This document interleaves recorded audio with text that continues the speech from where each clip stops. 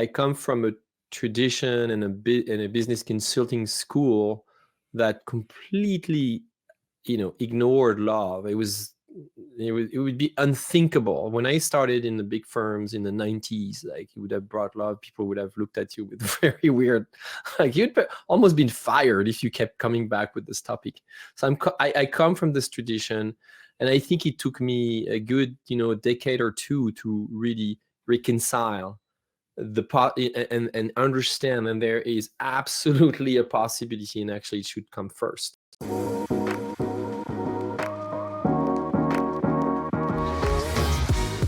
Hello and welcome to Love as a Business Strategy, a podcast that brings humanity to the workplace. We're here to talk about business, but we want to tackle topics that most business leaders shy away from. And we believe that humanity and love should be at the center of every successful business. I'm your host, Jeff Ma, and as always, I'm here to have conversations and hear stories about how real people and real businesses might operate in the real world. My guest today is Guillaume Wiatr, and Guillaume is the creator of Strategic Narrative, the business strategy consulting and coaching methodology for entrepreneurial leaders of professional services firms. Through his company, MetaHelm, he steers experts,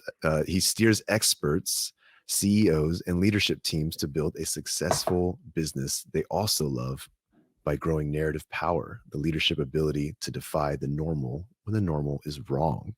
A former big firm strategist, Guillaume has also founded 4 B2B ventures.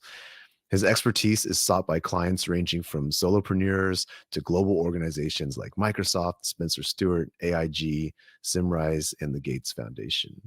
Guillaume loves teaching and mentoring entrepreneurs at startup incubators and at the University of Washington's Master of Science in Entrepreneurship, which is ranked number 3 in the US. And so I'm very happy and very excited to welcome Guillaume to the show. How are you today? Jeff, I'm doing very well. Thank you so much for asking. I had a great start of the day, and I love being here. What makes a great start of the day for you? I think when I ask, how are you doing? There's always the, I'm good. And it's very generic. Yeah. Sounds like you're having a genuinely good day. What happened? I naturally wake up at 4:40 or 50 without an alarm clock. Ooh. Sorry, 5:40 or 5:50 without an alarm clock. Yeah. Still early, but still early. Yeah. And then I'm an early bird. My energy and my I'm immediately is high. So just a quick cup of coffee, and I put my running shoes on and I go for a walk/run. I live at the top of a hill, so what goes down must go back up. And I run that hill for an hour, and I do this 5 to 6 days a week, and it just sets me up for a great day every time. So amazing. Well, I can't do any of that. I need my alarm, and I definitely don't leave the house until midday. But it's very impressive. And I think it's okay. And here, let's just jump right in the topic of narrative. There is this narrative about morning routines and how they have to happen and all that. And I'm listening to all of these people who prescribe those routines, and I'm like, there's no way I can do that. And my belief is that everybody should be able to choose the routine they want and they like. There is no right or wrong way to do it. I love that instant connection before we've even started. And that's amazing.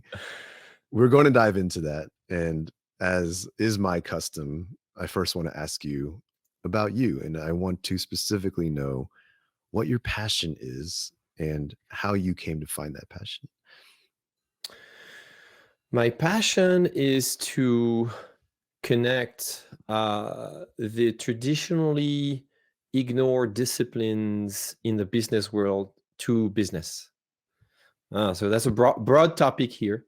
But I am an artist. I am a business person. I'm an entrepreneur. I'm a dad, and I see connections with all of those areas, if you will. And I believe that to run successful businesses, when you make those connections, you're much more likely to succeed, to create something of value that has impact and that fulfills your life. So that's my overall passion in life. I'm able to say this today after 50 years on this planet, because I looked back, I'm like, oh, that's what I'm here to do. But in the beginning, that was absolutely not clear to me. Like, why is it that I'm curious like that? Why is it that I'm changing left and right? There is a common thread, which is entrepreneurship and consulting. I was very influenced by two cultures as I grew up in France, in Normandy. On my mom's side, we've got a series of entrepreneurs, small businesses mainly, factories for apparel, accessories, buttons, zippers, and things like that.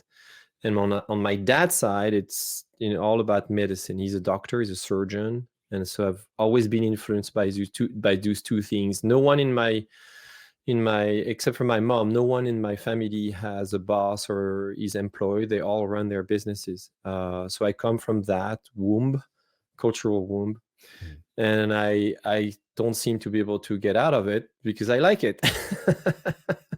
And so I was fortunate enough to be raised by parents who gave me enormous, generous access to anything that sparked my curiosity. Art, travel, connections of all sorts. And so I was able to, at a young age, just fuel my life with all sorts of discoveries, engineering even. And I've been a consultant for 27 years. I started at age 21 as I was a student. This is what I want. I instantly fell in love with that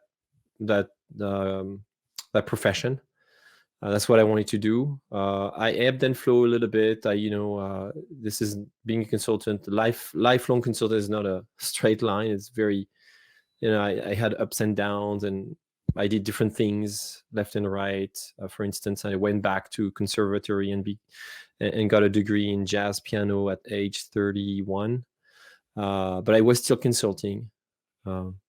So that's, I guess, now that I maybe listen to myself a little bit, thanks to your question, my passion in life is curiosity, I guess, but through business and entrepreneurship.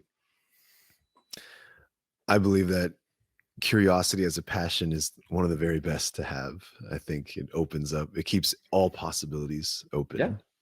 And I love that. It's cool.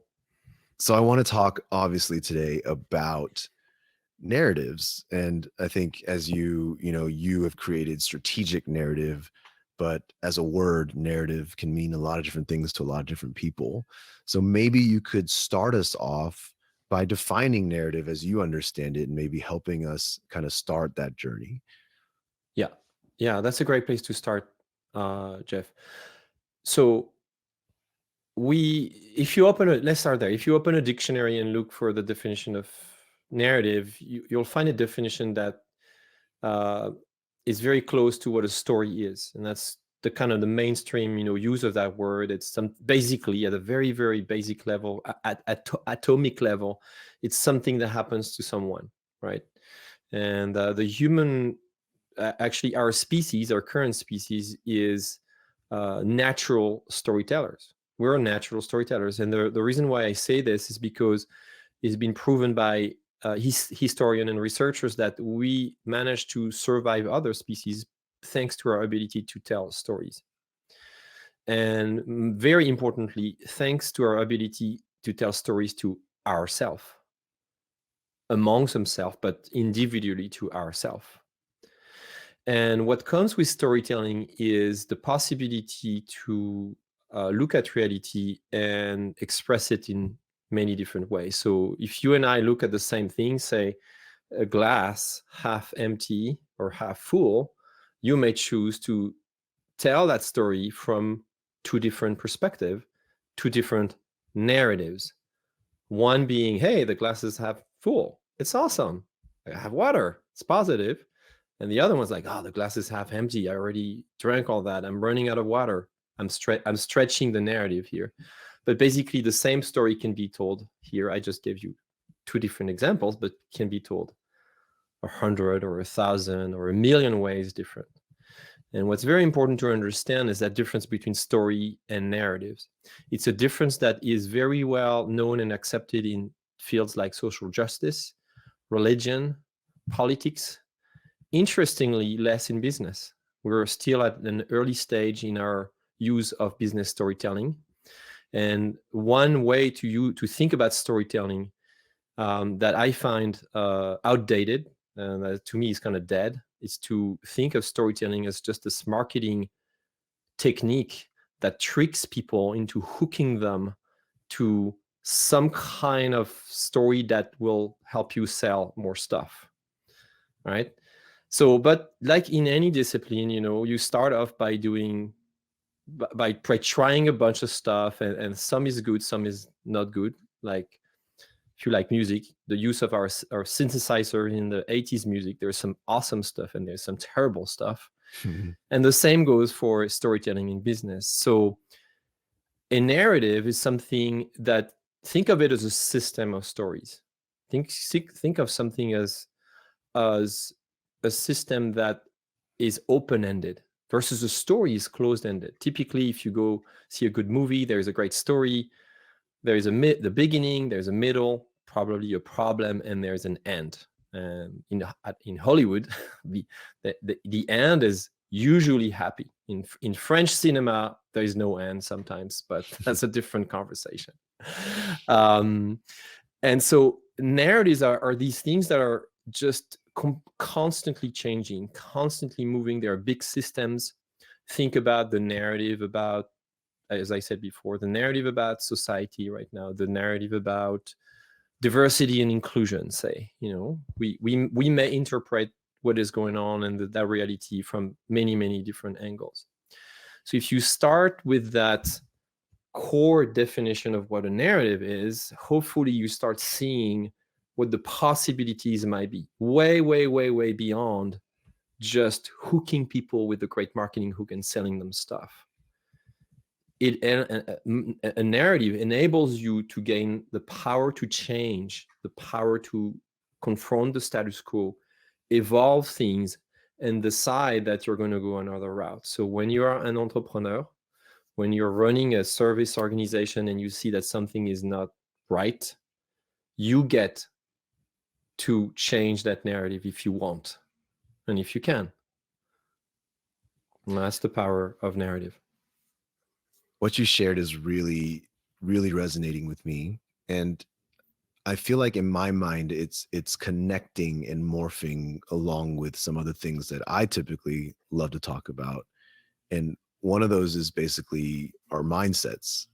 Yep. And it sounds like what you're saying is that crafting your narrative is keeping it open-ended. I take it akin to having a growth mindset and having a mindset that's open to changing our belief systems, really kind of what we're ingrained and what we already understand, and being open to challenging those. Is that the same thing? Am I close, or what's the difference there?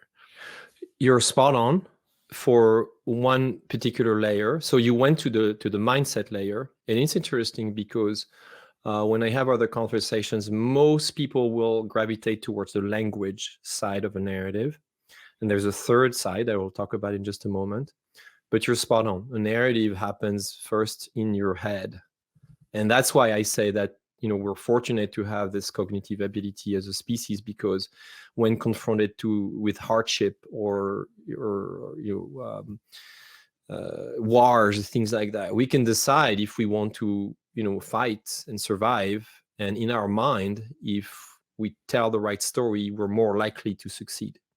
Or if we are starving, or if we feel like we're missing something, we can tell ourselves this narrative about abundance and now be in a growth mindset. So see, there is so you're spot on. The second layer is language. That's we just talked about what I call the inner narrative, and we can decide to reframe it to get more growth minded. But then we have this fabulous thing that is our language. We can talk, we can draw, we can express ourselves in so many ways. We can and we're a species that is smart to have invented all sorts of instruments. We can play music, we can take photography, so we have this ability to take it from within to the outside, and that's when we get to influence people. So now we can bring other people into our narrative. So that's the second facet. The third layer that I just announced a minute ago is the way we behave. Many times, almost all of the time, the narrative is there without us thinking anything or saying anything. If you go into a business meeting, or you go to a lawyer's office, right? I'm going to take that example. So traditionally, lawyers are trained to set their offices in a specific way. Or I'll take a doctor's office, because I'll take my dad's example. In my doctor's office, you would come in, and first, you don't talk to the doctor directly. You have to wait and show up at the reception. And then somewhere, probably in the office, in the wait room, you might see a diploma hung on the wall. And the way that this room is set up just screams expertise, screams a frame, screams a narrative that invites you to maybe pay some respect to that process. And there's a whole sorts of codes. So that's the unspoken. And in our companies and in our organizations, it's our processes, our systems. It's the way, it's our sometimes the colors we choose, the brand identity. I mean, although this we're getting a little bit to the expression side of a narrative. So 3 things to summarize: mindset, language, and processes. These are the 3 levers with which you can craft a better narrative. The dots are super connecting right now, and it's incredible to hear you frame it this way. Because I'll tell you, because in Love as a Business Strategy, in our framework and everything, we root everything in behavior, right? Yeah. So when we talk about what's the difference to make in a workplace, what's the change to impact, it always comes from a behavior. And we define behavior as having elements of mindset, our attitudes, and our communication, which is your language, essentially similar. And it's not one-to-one, but very, very much like following what you're saying. I'm really excited to hear you frame it this way, because one of the reasons I continue to do this show actually is to continue seeing the same elements being interpreted and communicated in different ways. And in your particular perspective is super interesting to me. Yeah. I have to ask.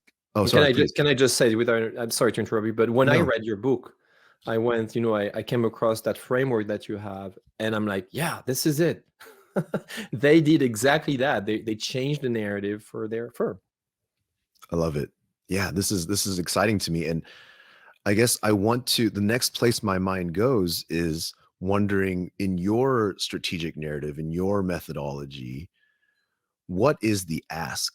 I guess, what is, now that we understand there's this mindset, language, and process elements, what is the right way or the best way to go about? What is the change you're trying to impact, and how do people do it?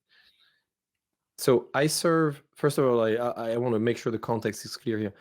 I serve B2B organizations, and mostly service B2B organizations. So consultants, coaches, marketing agencies, some tech organizations that have a service components to it. So what are they trying to do? They're trying to build businesses that grow successfully, and more I'm seeing people interested in having a business that also has a social impact, and that's more for them, for the founders too. They're trying to generate demand, although I don't believe you can generate demand, you can capture it, but that's the general term. So the ask is to look at their organization from a holistic point of view, not just siloed the observation of the narrative. Most people will think that the narrative is a marketing stuff. It's like, oh yeah, you want to, strategic narrative, that must be marketing thing, that's PR, ads, and so on. The ask is to look at beyond this, like including you as a leader. So I have four main disciplines in that approach, and one of them I call visionary leadership.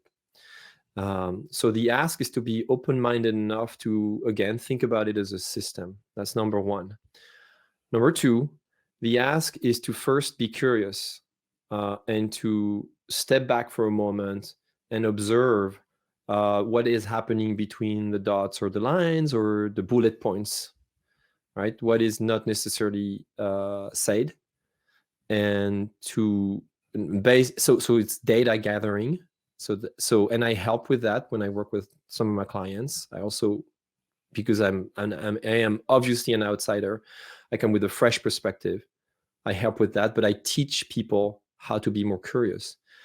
And the third ask is to be willing to take the risk and at least be authentic in choosing to take the risk to make a change, wherever that might be. So in the four, I talked to you about one of the disciplines, visionary leadership. There's three others. Another one I call meaningful marketing. Like, how do you help your business find its relevance in the world? That's my definition of marketing. So aligning with ideal clients. Then the next one is, how do you operate from a place of purpose, like intentionally building a team that has, that is aligned on purpose and mission. And the fourth one is authentic selling, and replacing the art of selling as the noble art of serving your clients for that specific purpose that I just talked about. So that's the ask right there. It sounds very, finally, I'm able to make it hopefully sound simple, but it's not easy. It's not easy. I have to recognize this is not for everyone. This is for people who are mostly interested in change. So I call them change makers, whether that change is personal, societal, environmental, or just, let me take the just back, or for their clients, like impacting who they serve. And I think there is an interesting thing happening these days, is the kind of the confusion between having an impact and serving people. Like, we all get excited about this possibility now to have businesses that will probably change the planet or disrupt market and so on. It's really buzz termy. There's a lot of a buzz there. But I think starting with something more humble and say, if I can just change somebody's world, I will have an impact. Is that so? That's maybe another nuance in my ask. That's great. And obviously this is love as a business strategy. So my natural kind of next line of questioning is moving into love. And Mm-hmm. I think there's some narratives around love itself as a concept and as a word that, everybody, if I just say the word love with no context, there's already a number of different perspectives and mindsets around how people perceive that, how people process and really interact with that concept. I'm curious what your narrative around love is, and also where that fits within the strategic narrative system. It's a powerful question, because I think that I'm finally starting to get an answer to this question for myself. But I come from a tradition and a business consulting school that completely, ignored love. It would be unthinkable. When I started in the big firms in the 90s, like, you would have brought love, people would have looked at you with very weird, like, you'd almost been fired if you kept coming back with this topic. So I come from this tradition, and I think it took me a good, decade or two to really reconcile and understand, and there is absolutely a possibility, and actually it should come first in everything that you do. The first time I sensed this possibility was around 2001. I was working on a large e-business project with a big corporation, and they brought me on to fix a technical problem. And I noticed something. I didn't say love at the time, but I could tell in the first kickoff 30 minutes meeting where I was actually leading this meeting, there's no humanity. It's just like, it's almost like everybody had left their humanity at the door. And I derailed my own agenda, and I asked if they were okay to take a piece of paper and draw the project that was stuck. they're a little shocked, like what is he trying us to, what is he, some kind of shrink, or does he have a crystal ball? I could read this in their eyes. They did it, and that immediately brought that humanity back to the conversation. So today in strategic narrative, love is essential as one of the core values. And whenever I feel fear or I sense stress, when I work on a client project or I interact with my client during like a coaching session or with a group, if I feel this, I'm like, what could I do? What could I do to bring love to this conversation? And I have something on here on my desk. It's a rose gemstone, and that stone was given to one of our friends for a wedding. And he gave this as a gift, telling us that everybody in the wedding had touched that stone with loving thoughts.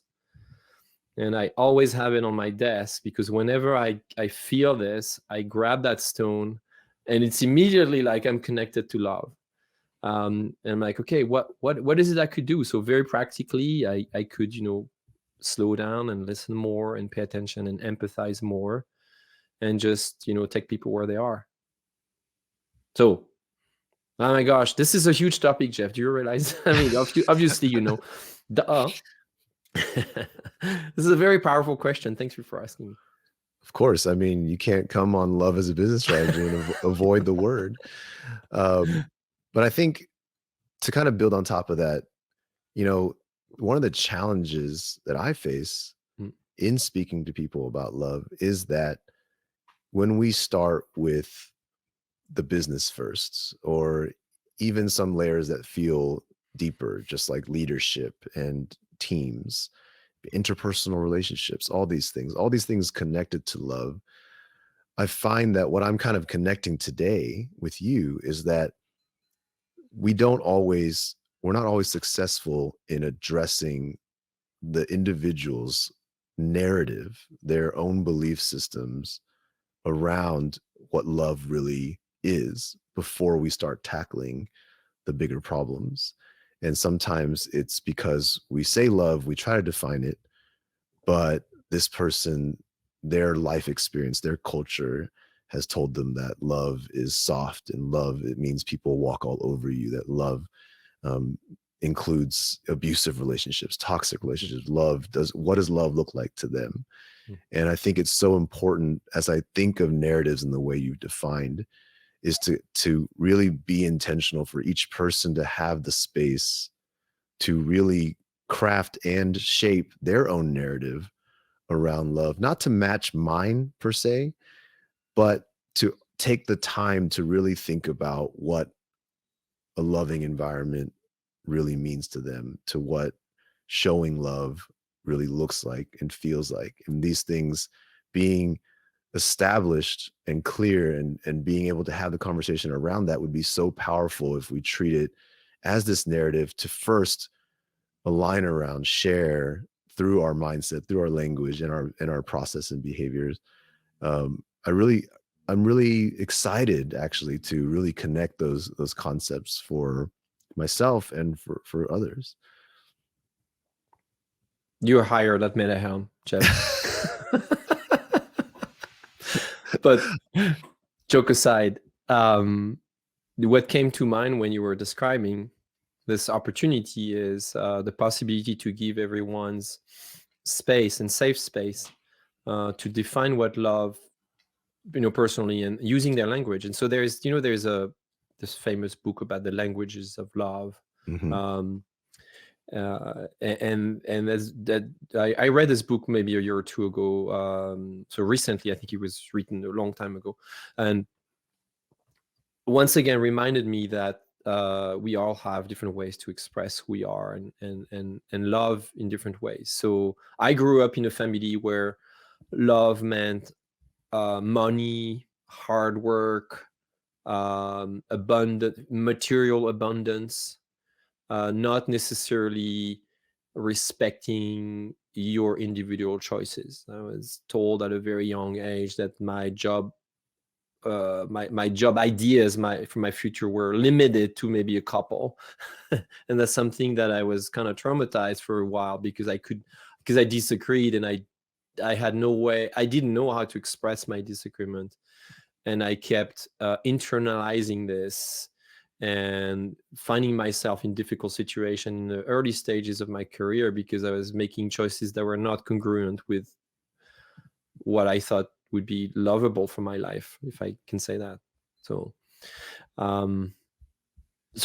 I wish there were more spaces where, and I think, and that's what I love about your podcast and the work that you guys did, is creating that space. Look, even 30 minutes here on your podcast, and we're probably impacting other folks to rethink, and we're giving people an opportunity to also answer these questions if they wish. Just like you did for me. I appreciate that. And like, one of the things I'm very passionate about consistently in my own life, and for others by extension, is around this idea of our mindsets, but also more importantly, those belief systems that drive so many of the things that it's like it's the hidden driver behind so many of our decisions and our behaviors and our actions.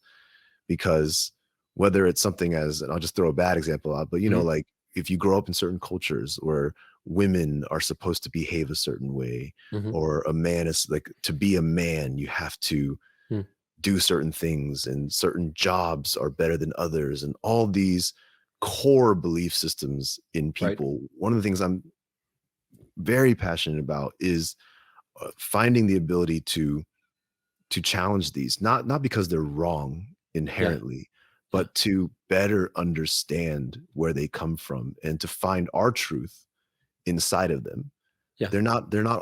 We build them for ourselves because they're important for us to survive in the world, for us to have what I now understand to be narrative around right and wrong, good and bad, these things. But I also think that they can be somewhat of a prison when we don't have the ability to in healthy ways challenge them and look at them in different ways and say, you know what, maybe this thing I've believed my entire life is not only not true for me, but definitely not true for others. Right. And definitely not a universal fact. Right. And when I have this conversation around narrative with you, I'm feeling better equipped to have those conversations, framing it this way, because I think it's such a great way to really bring that big, more difficult concept down to something that I think people relate to more regularly. Well, you just surfaced another aspect of a narrative, which is narratives are they're essential to our survival. They become almost like they're automatic. One of the narratives we have about about car safety, for instance, is, what's the first thing you do when you have a car? You drive, first of all. Don't want to assume. Buckle up. Buckle up, right? Okay, yeah. So that wasn't the case in before 1959 or 1960. Yeah. You would not buckle up, because people would believe that if you buckled up and you had a car crash, you would be trapped in the car and you couldn't avoid the the fire. And we changed that narrative, and now it's automatic. Like, it's like even your car reminds you, but most of the time you don't have to be reminded. You just do it. So that's a positive. That's a helpful narrative. Some narratives sometimes are helpful and then become toxic, because things change. And so what you're referring to is this ability of a narrative to evolve or stay where it is, and us evolving, filling that gap, right? Yeah. So that's exactly what happened with your organization a long time ago. You felt like, okay, no, this is the narrative we created. We started this firm, we've outgrown it. We're actually now making more damage than we should. We have to completely rethink this. And so that's the same at the personal level, team level.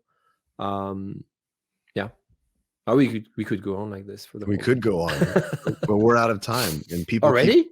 And people keep telling me 30-minute episodes of the sweet spot. So yeah, I believe that too. Here we are at 34 minutes or something. But Guillaume, I really want to appreciate you for taking the time today. This has been a great conversation and really helpful for me, but I know it'll help change. I know it's already started the change of some people's narratives, or at least how they view some of their narratives that are listening. So it's very valuable. I appreciate it.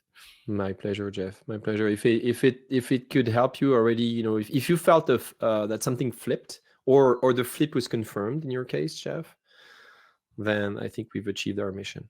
Absolutely. So thank you to Guillaume. Thank you to all the listeners, and thank you to everyone who's supported us and encouraged us along the way. Please continue to check out our book, follow us on social media, all those great things that I will always continue to ask you to do unashamedly. And do subscribe, rate the podcast. Please leave a review for the book on Amazon. I always forget to include that one because those really help get the word out, and we're very passionate about all this. So with that, thank you very much. We will see everybody next week. Hope you have a good one.